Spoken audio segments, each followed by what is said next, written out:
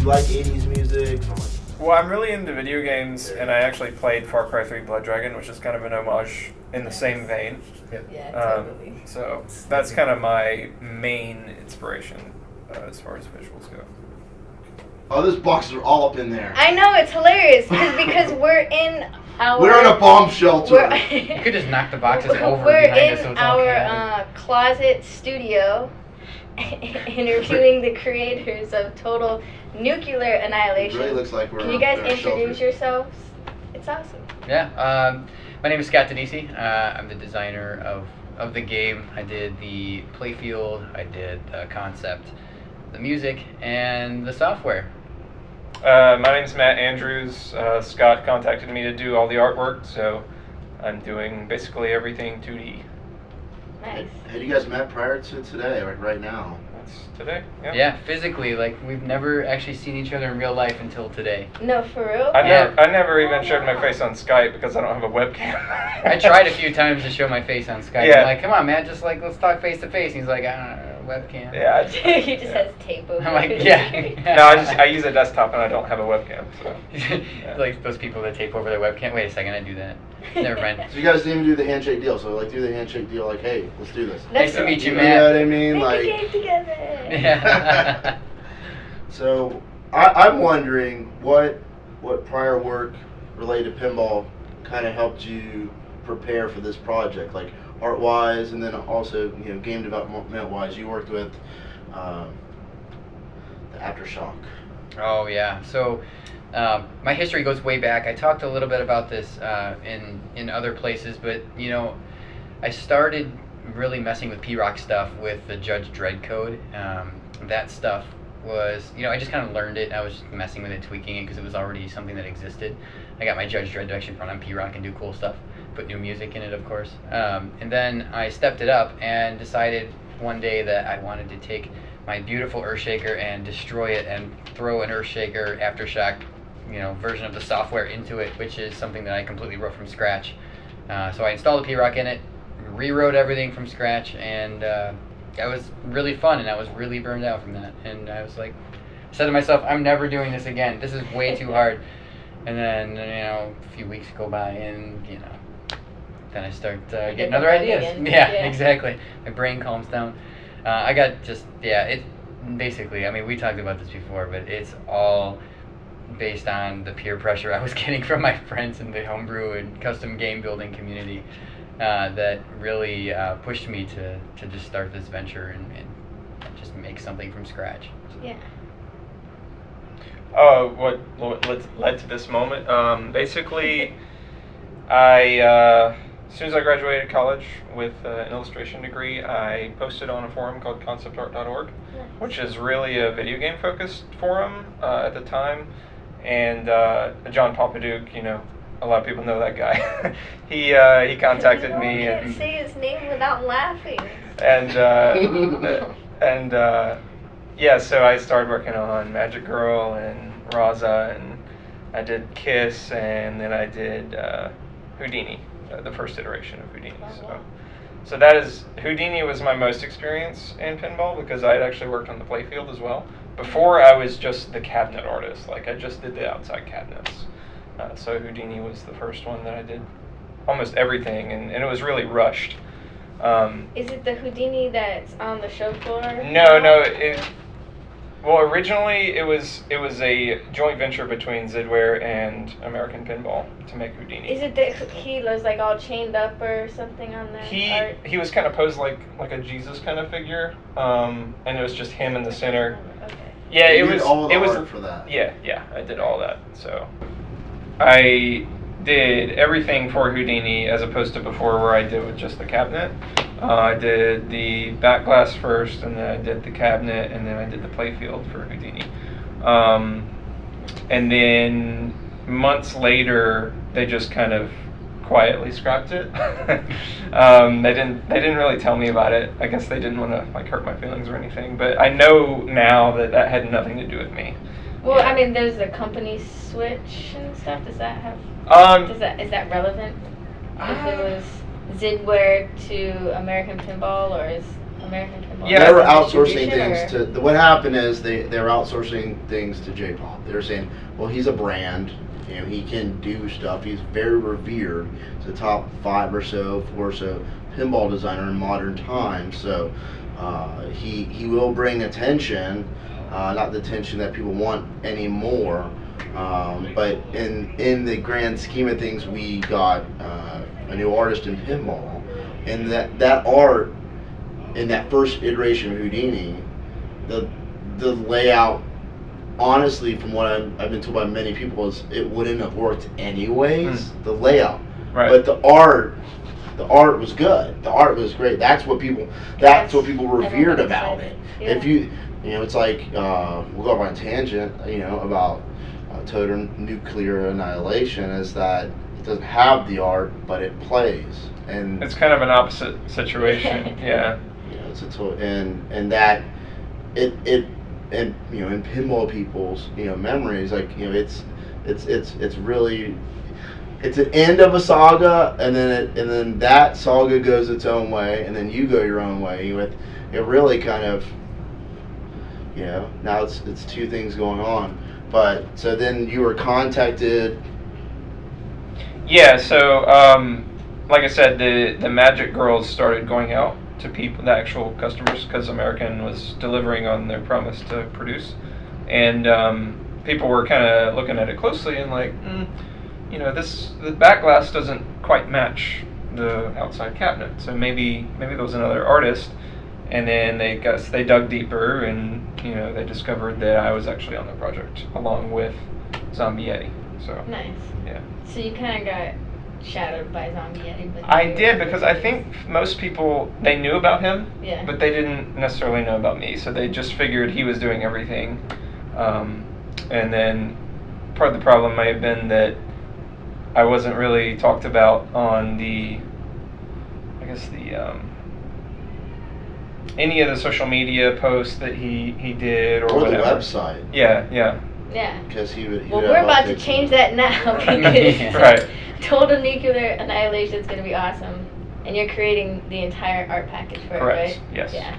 So. And I'm actually going about it Zombie in a Yeti way. too. Yeah, I'm actually going about it in a way like I did the back glass in a very painted style, and then use the same color scheme to do a more simplified vector style for the playfield. So it's kind of like two different ways to depict the same kind of When are you feel. guys going to reveal this artwork? Well, I can answer that one.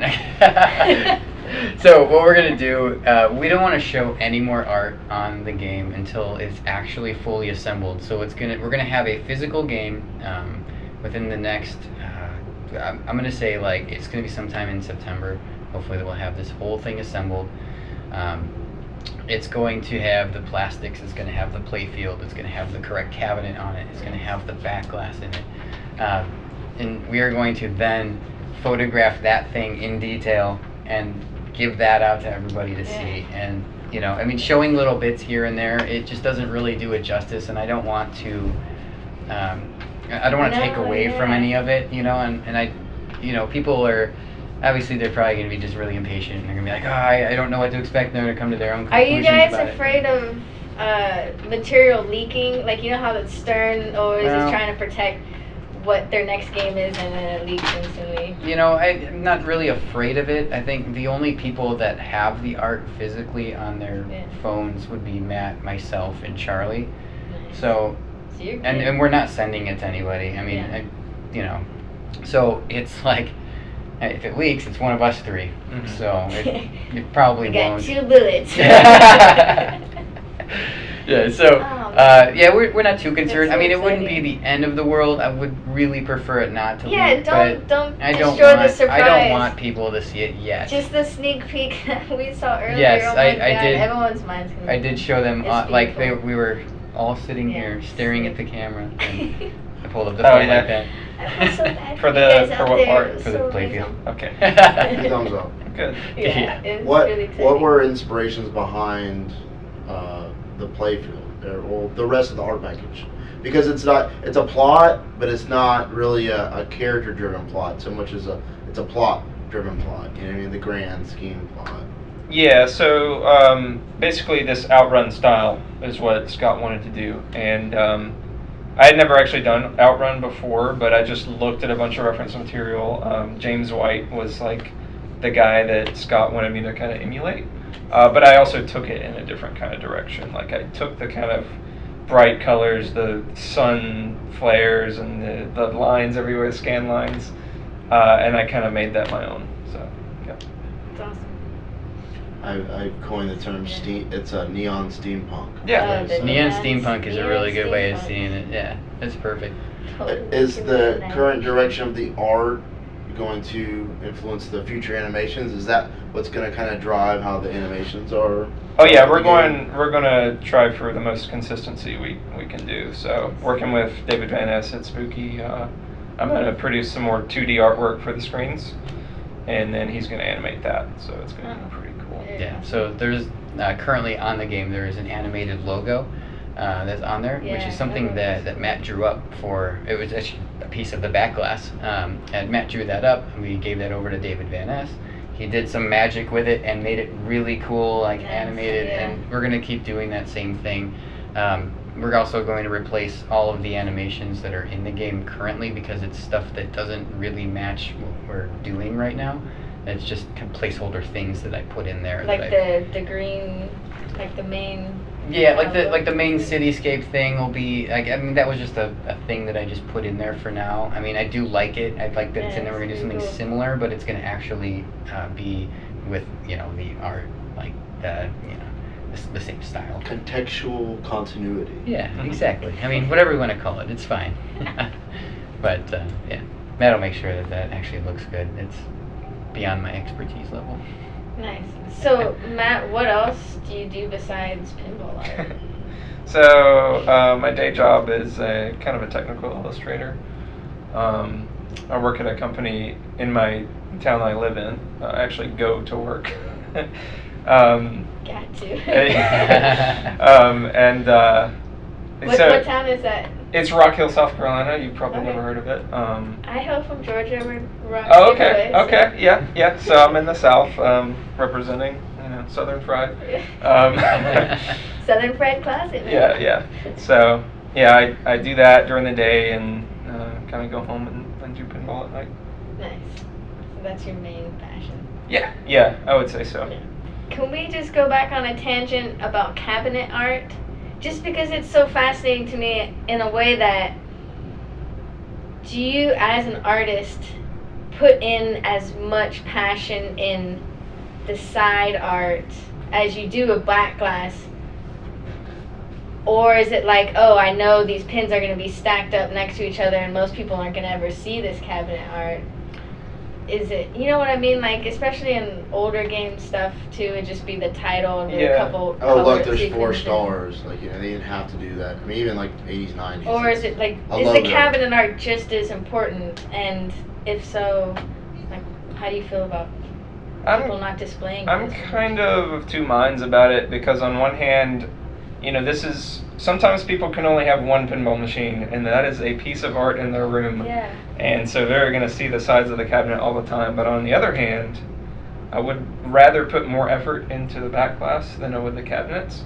And that may have been the inspiration behind John doing the 2 different artists thing, because I was putting everything into just the outside cabinet, and then Zombie Yeti was doing everything for the back glass and playfield. So That's interesting to look at Oh, that. yeah, Yeah. for sure. Like, you wanted that full passion for each right.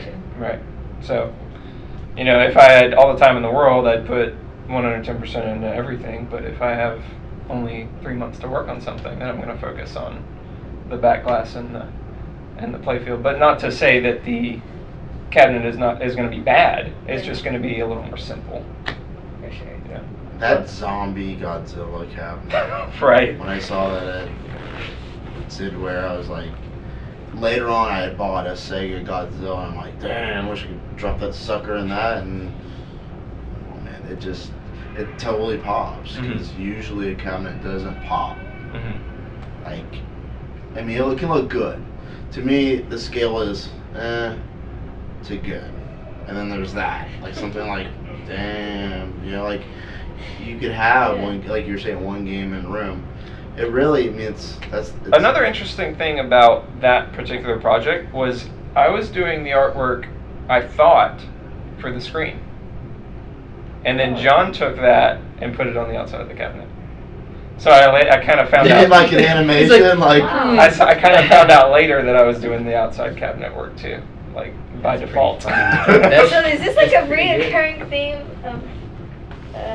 I would say that communication was not his strongest point, but you know, it all worked out. It's fine. How's y'all's communication since you just first met in person? We use today? Skype to talk all the time, which is really like, So you because guys anytime do like it. I have a Putting thing you on like the spot right now, I have Scott. well, yeah, wait, it's actually really good because it's like all of a sudden I'll have like this thought and I'll just be like, boom, I just hit it in Skype, enter, done. Okay, so now like, you know, whenever Matt gets a chance to read that, you know, and we can go back and forth on it. It's really cool. And it's better than just like a one-word email, because then Yeah. you might not even read a one-word email, but Yeah. seeing it in a chat window is a little bit different. You can actually, yeah, Really? Do you think it's a generational thing? maybe. We just kind of all communicate so fast on. Yeah, and like whenever we feel like it. Yeah. It's like 4 a.m. You're like, Mhm. dude, I have this idea. I mean, and there's you're like, and then it's dude, like, yeah. where's the boundary, But- like, where it's, oh, this is grand dialing, this is superfluous. It's like, they're married now. Yeah. But so the theme is, and what's the theme, the time frame we're putting in here is, like, we're the past and the present kind of merge with the 80s, kind Yeah, of with the future. It's interesting. This whole theme is, and not just the theme, but the artwork style itself is a merging of stuff from the 80s or stuff from that people from the 80s would have thought the future would be like, and also at the same time, it's new style art. So it's like a mixture of what you would expect to see on a pinball machine, yet it's this crazy genre splashed into it. You know, it's really neat. And I mean, I've given Matt like crazy freedom with all this stuff, just to like let his mind just go on this. You know, just by going from Nice. some examples and just conversations that we've had, he's killed it. Do you guys basically have pure creative license with this project, since it's, you know, just in general, because it did try to say, hey, Oh, yeah. I like it, what's up, do Yeah, your well, thing. Did No, you make sure it just works. Whisper Char- into your ear, like, Charlie this doesn't way? want to really have anything to do with it. Right. Like the licensee for this project is basically if I like it or not. Nice. Like that's it. I mean, and obviously I wouldn't like make something that Matt's not proud of. I mean, he's definitely. You know, Oh, it's awesome. I mean, I played it a few times today, and it's a blast. So Had you played it before today? no. Wow. Yeah. Amazing. Okay, give Yeah. us your review real quick. Review of Total Nuclear Annihilation. Initial. Yeah. I think the one thing that stands out the most is the music. Like no pinball machine feels that way. Like just bumping and like it's What- great. The light show is just it's really What's cool. different about the sound system? Like, So yeah, In a the sound system's interesting in that game actually. I've always had a passion for just good sounding music. I'm not like really like an audiophile or anything, but I know what good sounding stereo systems sound like and what like crappy ones sound like. You know, like I mean, Wood most tinny. people can kind of tell the difference. Like if I put two in front of you and we played them, you can tell me which one was better. You know, I know a lot about like subwoofer boxes and how they're actually constructed because I have this curious brain. And what I did was I've always had this vision where I wanted to upgrade a sound system in a pinball machine to have something called a band pass subwoofer box in it, which basically, for people that don't know what that is, it's a subwoofer that's sealed in a it's in a chamber. It's one side of it is completely sealed, so it's firing into a sealed compartment, and the back side of the speaker is actually vented out of the cabinet.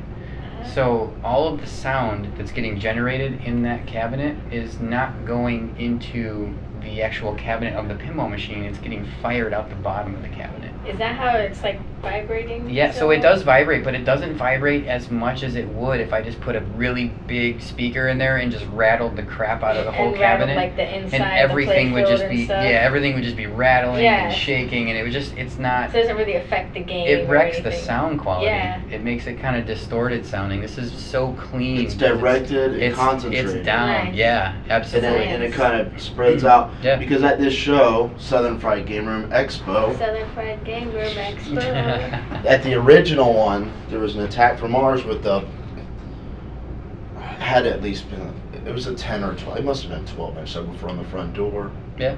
And they added some like a car amp, Mhm. and it rattled the whole game. It was. Do you want to know why I rattled the whole game? It's because it was the backside of the speaker was open to the inside of the cabinet. So speakers need they have like you could open up like if I buy a speaker, a high-end speaker from somewhere, I can open up the manual of it and it says this speaker requires between 1 and 5 cubic feet of speakers. It's got a range that it functions in. The cubic feet measurement of volume inside a pinball cabinet is like through the roof. Like that speaker is not going to sound good in there. And there's all sorts of rattling bits in there, and the glass on there is just shaking. And so that's they're just you can put a speaker in there and it sounds okay, but if you want real good sound, you got to seal that off. So I talked to previous sound engineers that worked on pinball machines, and they said it's really hard to tune the sound of a pinball machine, especially since they didn't change anything to the cabinetry of there's no enclosure. They really, like you said, at best it could be decent. Yeah, at best. Decent. I mean, it's. But there hasn't been a standard for that. Mm-hmm. It's been a 4-inch woofer and a 3-inch woofer, and we should get more out of a product than decent. Mm-hmm. Yeah, absolutely. I agree, and that's something that we're really pushing for with this machine too. And it's something that originally I was like, we could still get good sound out of it if we didn't have the enclosure. I do have a cabinet, a spooky retro cabinet that I actually built for this game that's sitting in my office. It does have a speaker in it, and I did power it up just to see what it would sound like. And it's okay. I mean, if we went, well, I don't know if I'm trying to convince myself it's okay. I mean, you can see my face, but it's okay. And it's loud for sure. I mean, it hits hard, but I mean the glass rattles, and I mean I have to like lean on the glass to get it to like sound good, and like the coin doors rattling, and but it's something I was talking to Charlie about, and he says it's non-negotiable. We have to put an enclosure on that because I explained to him how the speakers function and how they need an enclosure for compression purposes. Yeah. But he's like, yeah, we have to. So he's going to make sure that makes it into the production cabinet. Yeah. So he's like, hey, you know what? If it works out and it's not that expensive, maybe like all spooky games from now on could potentially have this sealed sub-chamber thing that you invented. So it's kind of cool. Do you patent that invention? No, it's just a Van box. You can go online and look it up how to build one. I mean, I know people will probably do that in the mall market, and most companies aren't going to reinvent the wheel. They're gonna change the diameter of it, or they're gonna chrome plate it, or put spinning wheels on it. I don't know. Yeah. But I prefer, I'm wondering what you guys would prefer, the band pass type system, which has a physical effect to the game, or a shaker motor. Yeah. Because the shaker motor, you feel it, but it's kind of just. Well, I'll tell you what. Like this, I'm not trying to offend anybody on anything, but shaker motors are very hard to program. I have the shaker motor or shaker aftershock, and what I've been doing with it is you use it subtly and not all the time. You can program a shaker motor to run at however many percentage power you want. For instance, an earth shaker, I actually took it and during multi-ball, I have it running at 10% power, which means the motor's spinning about this fast with those weights, and it's just making the machine move side to side enough where you're feeling it and you're like, what the hell is going on? And then you hit a jackpot and it fires 100% power real quick, it goes back to just doing this, and it's something that I think that people when they're making these pinball machines, they need to think through that a little bit more, because that is a direct interface to the player, and it's something that if you just fire it like 100% all the time, it kind of loses its whole, it's not really special anymore, and it just kind of becomes a thing, you know, that just blends in and you just expect it to be there. You're like, how do I turn this off? This switch off. Yeah, I mean, it's just more stuff to think about. Anything that gives feedback to the player is of the highest importance to a pinball machine. Like whether it's the music, whether it's the lights blasting in your face, whether it's a shaker motor, you know, it's very important. The flippers on Swords of Fury, like that annoys me. But I've not met one person that it doesn't say that's like their favorite part of the game. It's annoying for sure. I'm just like, oh god, I just. And for those people who don't I know love about that, this game Swords of minus Fury the- has Swords of Fury. Every time you hit the flipper button, it makes like a sword like hitting Every noise, time I like you're in a complain fight. about it, It's everyone's like, Emoto, why would you complain about that? yeah, I mean it's Like, cool. It's cool. I get why they turn did it it, off. you know, but it could get annoying. It really could. I don't know how to fix that because you can't take it away. I mean, Well, yeah, but I mean, like, if but- it wasn't there, it would be weird But now. like, it's true, but like you were saying, if it was used more tactical at only like special moments, then Yeah, you'd like be if like, you oh had a yeah, my multi-ball flippers going. make sound. Yeah, if you had multi-ball going, and then Then now you're the like flippers excited make to sound. hear Yeah. that sound, but Exactly, the fact that exactly. it's there the whole time. Is Yeah, just- yeah, you kind of lose it. It's not really special. Yeah, it blends in with everything else. Mhm. Yeah, so. Are there more sound effects that are coming into the game, or new music, or are there going to be? Well, there are call-outs. Are there more calls to be added? And Oh yeah, for sure. I want to try to make the game have as many callouts as. I mean, not too many, but I want to put like a bunch in there so that someone walking up there that has never played it can kind of. Like it'll start yelling at them to like do something. Like right now, when you complete the code in the middle of the playfield, it says, okay, like reactors unlocked, shoot the left scoop to start up the reactor. So, you know, it then does that, and then you know, there's other things too. Like I need to, when a reactor's actually running, I need to tell people to shoot the orbits. Like people don't understand that totally. The lights are showing you, but like people need like a visual, or I mean an auditory cue, not just visual. So, but yeah, I'm gonna add more stuff there. More music's coming, more sound effects are coming.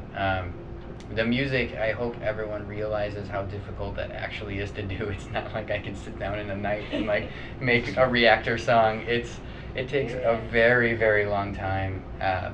You know, and I've got right now like full songs in the game. I think there's 3 or 4 full songs. The rest are just little loops that I made for like, you know, background noises and stuff. But I've made probably 25 different attempts at songs and realized that those don't quite fit the whole, you know, the whole art, the whole gameplay, everything, the whole machine the itself. album. It just doesn't. It just doesn't fit. You know, you got to throw it all together. It has to have the same sort of energy to it. If it's too low or too much, like it's overwhelming. So. It's the full package. Yeah, I hope people understand how hard that is. By seeing the game, Matt, is it kind of inspiring any future, you know, things that could be animated, or does it kind of put it together? Like you can see in your head how the package will come together. Yeah, now that you've played it for the first time. I don't know if playing it really inspired me more, but I did watch the Dead Flip stream when I first started the project, and that really kind of influenced hearing the music and everything. I wasn't there, but I got the feel for it a lot. So I think I'm so far in the project now that I'm not gonna think of anything like brand new to throw in there. Yeah. See, the animations. This is the first HD spooky game, right? With that display. This will technically be the first HD spooky game. Yeah, and we use HD. You know, the term loosely. I mean, HD it's not high definition, but it is full definition. It's not pixel. It's not like dots or anything. So, and it's not full res of what that display can handle, because it's just unnecessary, because you're standing. It's a laptop screen, and you're standing 4.5 feet away from it at all times. You're not going to see you know what I mean. So. Yeah, we're moving out of the DMD era, Yeah. Which can still look good on a LCD screen, but this will be 3D renders and sprites, so to say. something pixelated like 8-bit NES style would be nice to see. I see, here and I there. see, yeah. His eyebrows Yeah. are Yeah, the more the merrier with that. You know, I saw it at Texas, and I see it here, and again, it's the one pin on the floor that has a crowd around it the entire show. Like, there was one time where yesterday, before it got super busy, where I just walked up and it was so serendipitous and I could play. But now it's like, 3 or 4 people back and you just are waiting. And it's Everyone's stoked for it. And it's a whitewood, and it's the first production game, to be produced game that's been toured as a whitewood. That to me is a monument alone. Like no one, that's balls, man. It's awesome. It's really risky. I mean, I understand why they don't do that, and because I mean, right now there's nothing stopping anyone else from designing a pinball machine that has, the same elements that are in my machine. Also, people aren't going to be surprised by the layout when we take a picture of it with artwork, right? The layout's going to be exactly the same. Yeah. Like, it's done. But I think the only thing I really worry about is just, people copying it too quickly. I think if that happens, I think that's a very good, I'm very flattered about that. But, at the same time, I think that's why they didn't show it. I know Williams back in the day, they didn't even show the other people that worked at Williams who were designing games, the other games, because they didn't want them to kind of be. Yeah, exactly. Yeah. I mean, it makes sense, but we took a risk here, and it was not really intentional. I started showing it as a homebrew project because the homebrew games, when you're building them, people love to see the progress of how you're doing it. So I started by starting a blog. So I had a blog for a while talking about this. When I first started, you could see, like, I took screenshots of my 3D design of it, and it was really early stuff. And I just kept updating, like, every time I would do some big milestone, like cut a new playfield in my garage, I would, like, take a picture of the CNC machine, like, cutting it, and I'm just like, doing something stupid, And eventually, like, I just kept doing that, and then I'm like, I brought it to Expo in 2016, as a very first whitewood. Actually, it's actually the same exact playfield that's in there right now. Like, I have not changed it at all since then. With the one exception, there's little changes now. But I don't know. Matt's not too mad at me. I got the changes in before the artwork. I don't think he's too mad. It didn't change after I finished the artwork, which is what's important. That is what I was going for. We're using production style parts now, so like a couple things, like the eject scoops had to, like the size of the hole had to change on it and stuff. I was really trying not to do that to him, but it happens sometimes. But that was the risk we took. We brought it there, and then we started talking about actually making it, and we said, well, we can't just take it away. We got to keep showing it to people, keep seeing what people think about it. We are friends. Like, we're friends, even though we don't live. Yeah, the custom colleagues. Yeah, well, I guess we can call them colleagues. Yeah, I mean, we push each other very hard to make our games better. I mean, if it wasn't for people pushing me, I probably would not have done a custom game, and I would be just kind of, watching TV and relaxing. And what do people do? Like, what do humans do? I don't even remember.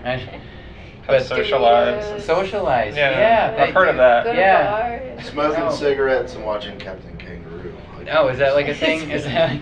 Oh, okay. That's specific. That's very oddly specific. It's a shitty song that just lingers in people's heads forever. Nice. So you were saying Matt Bonema? Yes. His name? The Doom Pinball guy. The Doom Pinball guy. I'm gonna throw him under the bus because he was the one that's just like, Scott, just build a custom game. Just do it. He's like, Earthshaker's cool. Just build a custom game from scratch. He's like, I know you can do it. Come on. This is he's the secret hero.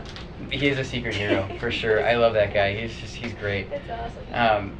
And really, I mean, I've been down on myself at times doing this because I will burn out. Like, I push really hard and I work really hard on this thing, and I'll get on the Slack channel and I'll be like, dude, guys, I'm just like, I am like losing it today. I can't do anything. And Matt will get on there and like just, he'll just talk me back into it, get me back pumped up again, and I'm like, all right, I'm in. Nice. I mean, it's really cool. I mean, the community of people that are building these custom machines they're very, welcoming, and very hard workers. I think yeah, they're just great people. That's all I can really say. I mean, we all help each other do stuff. I mean, I've had issues before where I'm like, hey, this one line of code does not work, and it's like bombing out on me. I'm like, what? I just like copy and paste it into this channel, and they're like, you know, I'm like, what is this? What am I doing wrong? And someone's like, oh, you just missed a thing right here. They're like, just put that there. There's a and then, semicolon. yeah, exactly. You just missed a semicolon. Yeah, put that in. You know, it's stuff like that. And I'm just like, okay, you know, drop back in, it works. I'm like, wow, that's like, that would have taken me an hour to find, you know, but it took like 2 minutes. Yeah, I mean, there's also things like, you know, there's something called, I don't know if you guys know what rubber duck programming is, but it's kind of strange. But basically, when you're programming something, you're trying to solve a very complicated problem. Sitting there and thinking about the problem and thinking about how to solve it doesn't really work, and it's not very efficient because you're just spinning and trying to figure out something. Sure. But if you explain that problem to somebody else, even if they don't respond, you will trigger your mind to think about it a little bit differently, and you will be able to solve that problem a lot quicker. And they call it rubber duck programming because it's like, this guy put a rubber duck on his desk while programming, and when he encountered one of those blocks, he would explain to the rubber duck what the issue was, and then he would be able to continue. Much sense. I Yeah. have a rubber duck in my Can you have car. that as an Easter egg, please, in the game? I think I should Yeah, put that That's in a there. good idea. Yeah, it's a really good, because I mean, I do it all the time, and I do it to these guys, and Yeah. they make fun of me for it, because I'm in this channel, right? Not everyone's active all the time. I'm sitting there at my desk at You night, sponsor and I'm like, yourself. yeah, this is kind of embarrassing. I'm typing all the stuff in here. I'm like, here's where I'm having this block, you know. Here's the things. Here's the steps that I took to try and solve it, and then I'm like doing this, and I'm like, you know, I bet you if I change that to this and then do that, and all of a sudden I'm like, dude, that was it. This is totally the answer, and I'm like, boom, and then people are just like, we've got like a little emoticon in the chat that's like a little rubber duck, and someone just like posted it like down there. Like, That's awesome. I you know, love and that. it's kind of like crazy because I'm just talking to myself in this thing, and like they're just laughing at me, like, because they'll read it later. Yeah. They're not in there at the exact same time, so No, that's great. it's kind of silly. And George Gomez was asked in recently, it's a long day, so if he would buy any other game other than a Stern, and really usually questions like that are short, but he said TNA. Yeah. Well, he didn't say that, but He said Total Annihilation. He said Total Annihilation. Yeah, he said he was most Now he excited really about it. wants it.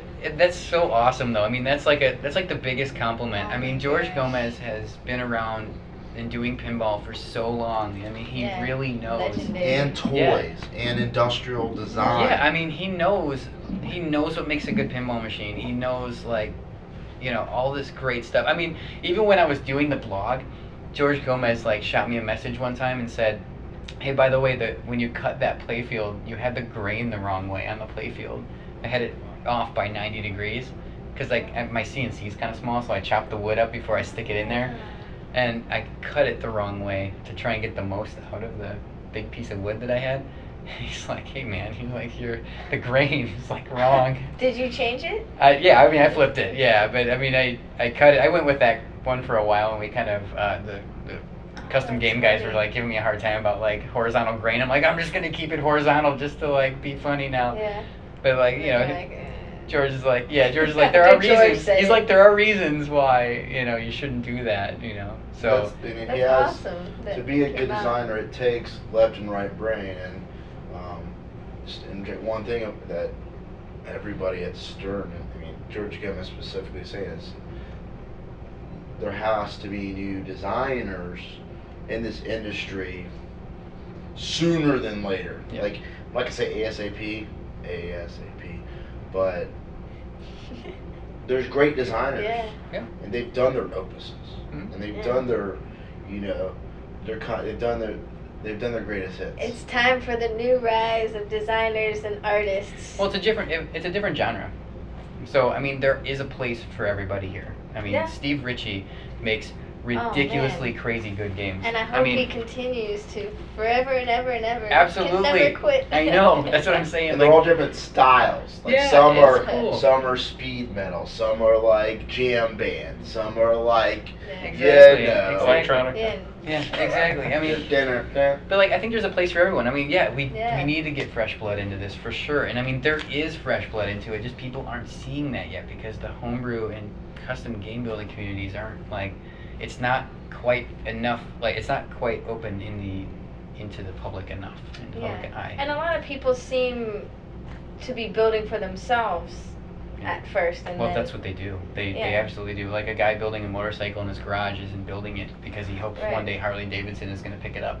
But in the back of his head, he knows Like there's millions of motorcycle buyers. That, Yeah.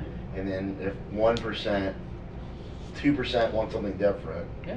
like this, like anything, Mhm. you know, there's enough people out there that want something new. Like I said, keep saying, everybody wants something original, everybody wants something new, everybody wants a non-licensed or a non-theme licensed, and they ask for it. I mean, and they, basically, they've been asked for, something like this, and then whatever else comes out in the future. I mean, America's Most Haunted, like they asked for this. Yeah. Yeah. Absolutely. So, Um, well, they're gonna get it with this one, and we'll see if they like it. We'll see how it does. That's awesome. and our orders are coming in, so to say. People are putting their names on a list. They won't tell me how many people are on it. But Fair enough. Yeah, I mean, I don't want to know anyway. Just Wanna- keep concentrating on making the game. I'm gonna Yeah. finish this thing up. That's my number one priority right now. But each show you guys are at, it's beating the streets. You're getting people to play it. Yeah. Because I'm also taking very specific notes too, but no one really knows that because the computer's doing it for me. Like last night, they tried to shut the game off, and I was like, because it was in the vendor area. I'm like, can we please just like leave this on? Because like I need the data. Like Nice. selfishly enough, it like yeah, I've got this Everyone whole. was glad for that though. Oh yeah, people love it. And I love watching people play it, but like it's actually doing a lot of work for me right now, which is pretty fun. I get to see if there are any issues with like how it's set up, if there's any glitches that happen, it logs those. dexterity testing, because everybody does that. You have to fire a coil so many times, Yeah. or everything happening a certain amount of times. Yeah. And the game as it sits right now, in 2017, it's had, oh man, with this show, probably 3,800 plays. No, not quite. Maybe like 3,500 plays on it, which is pretty significant for a production game. That would be like someone left it on location for like a year or two. But it's it gets played so much that it's wearing in. I mean, the Whitewood playfield's like got wear marks on it. Like it's really cool. Yeah. And the mechanisms are breaking on it. Like it's now I'm stress testing the crap out of it, and things are becoming like switches are coming unadjusted, or like because it's not, I'm not really maintaining it very well. I'm just bringing it to shows, uploading new software, waiting for something to break, and then logging it and seeing and just make sure we're aware of that for production, so we know where we need to beef up things or do whatever. And these are off the shelf parts. These aren't like fringe. Oh, I'm gonna make something up. Here we go. I think make a lot of- 50 of it. It's off the shelf. Yeah, I think a lot of people make that mistake where they engineer a little bit too much. I went the complete opposite direction with this game and engineered almost nothing for it. There is one custom laser cut piece, which is the orbit rail that goes all the way around, because that's not a standard part. It's got like cuts in it for the ball to hop over off the shooter lane. But that's really it, I think, besides the cabinet with the sub box in it and stuff. But there are custom boards in it, which are to be expected. You'd have to do that anyway. But that's it. I mean, all the stuff is just off the shelf stuff. I mean, you can go to Pinball Life right now and But buy that almost doesn't everything. give you an excuse to try to make it yourself. It would be impossible to make it for less money than it would to just buy it. It would probably cost you 3 or 4 times the amount of money to make it yourself than it would be to just buy it. And then your time's more valuable. Yeah, I mean, I couldn't imagine. Like, I have a very understanding wife. Like, she lets me work on this like all the time. And I don't know if many people have that luxury. Like, so. Don't ruin your family over it. Just wait. Yes, please don't. Yeah, I mean. Half a year. Yeah. One of the last things, Matt, have you ever like in the past thought about, hey, I'd like to do art for pinball or art for gaming in general? Yeah, gaming in general for sure. I've always wanted to be some sort of entertainment artist, and this just kind of fell in my lap, and it's something I've embraced. So keep There going. needs to be more pinball artists as well. Yes. There needs to be more programmers and just sound engineers. I won't say, I have no idea what to say, attrition right here. Just, we don't know. We're very fortunate that people have been around, 20, 30 years. They're still passionate to do this. I mean, because they, honestly, people that are really in pinball, really keeping together, they could be on a cruise. They could be playing golf. Mm-hmm. They could be watching Netflix. They could be playing with the roses, making little tiny houses. They can be like anything but this, but they're still passionate about it. And I don't know any other industry where people are just like, this is what I do, and it's, to the end, it's pretty fascinating. Cool. That's why we And that need that people helps to come inspire in. So us. when It's they like, do that. hey, man, like thanks for keeping the torch going for us to give us that time, to do that and still making good games. If they're making, I mean, if people have been, if the people that are making games 10, 20 years were making crap and it wasn't selling, well, we wouldn't be here today. But they're still hanging in there, and to me, it's the bridging of the gap from the people that were older growing up with pinball to younger, and in the future, in the grand scheme of things, what we're rolling into now is, well, my motto is I'm teaching the kids what's cool. With my having games out, and with these shows, they were teaching the kids what's cool, because they don't know.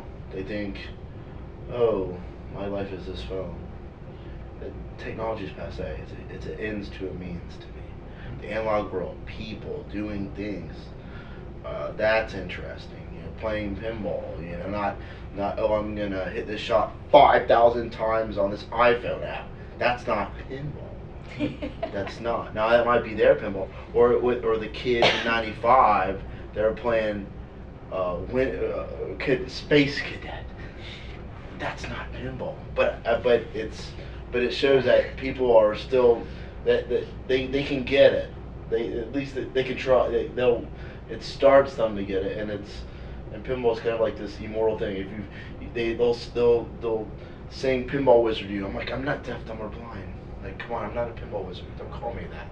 But we're getting to the point now where pinball's so new to like everybody, like to the youth, that your product is going to be, Well, it's something along what those they wanna lines play. that's interesting. Yeah, something along the lines that's interesting that I found that I was actually surprised by was my game is, in my mind, directed towards people my age or younger, and I was trying to make something that people can relate to, like younger people like really crazy fast stuff. They want like flashy lights. They want crazy all this stuff.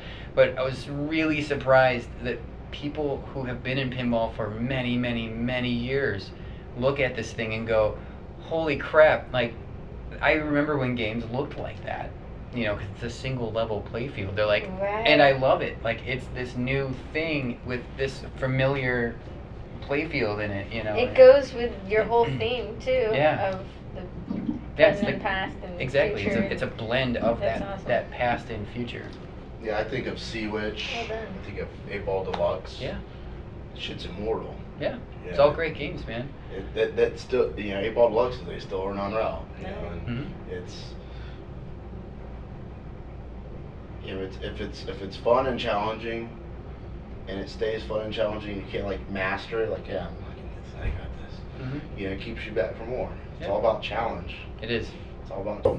I can't wait to see it too, guys. I don't know what I'm gonna do when I get that playfield in there for the first time. Yeah, he went crazy when he got the back glass printed and the light behind it. Oh my god. I was just like, man, I'm like, holy crap, look at this. This picture doesn't do it justice, but it's amazing. The picture looks like crap, it's blowing out like the colors, but oh my god, in real life it's yeah, not. I'm looking forward to see. Yeah, seeing the everything back glass is together. so cool. Awesome. Rock on. Cool, guys. Thank Cool. you. Thank you. Thank you. Wow, alright. I guess that's it. And that's it for the closet.